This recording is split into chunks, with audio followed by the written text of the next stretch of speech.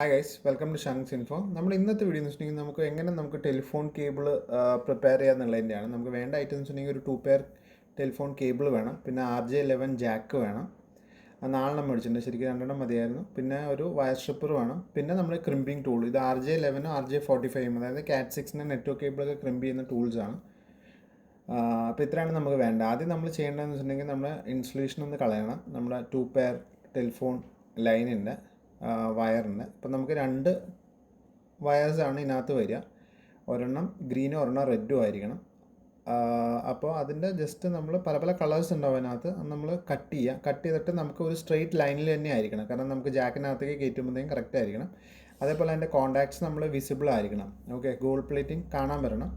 നമ്മൾ ചെയ്യേണ്ടതെന്ന് വെച്ചിട്ടുണ്ടെങ്കിൽ RJ11 ജാക്ക് എടുത്തു കഴിഞ്ഞിട്ട് ഇത് കറക്റ്റായിട്ട് ഇൻസേർട്ട് ചെയ്യണം. ഓക്കെ, അതിനകത്ത് 2 ഏരിയ ഉള്ളൂ. അപ്പോൾ കറക്റ്റായിട്ട് ഇൻസേർട്ട് ചെയ്തിട്ട് നമ്മുടെ ഓപ്പോസിറ്റ് സൈഡിൽ ആ ഗോൾഡൻ കളറ് നമ്മുടെ കോൺടാക്ട്സ് അവിടെ ടച്ച് ആവണം.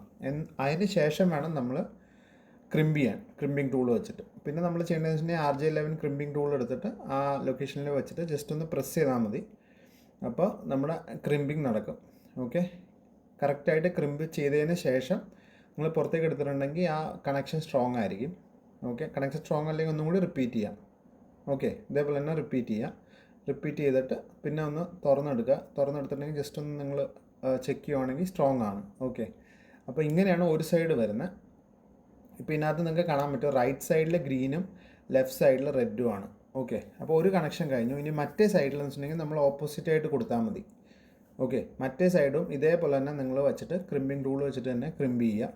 അതേസമയം ഇവിടെ റൈറ്റ് സൈഡ് ഗ്രീനും ലെഫ്റ്റ് സൈഡ് റെഡും ആണ് കൊടുത്തേക്കുന്നത്.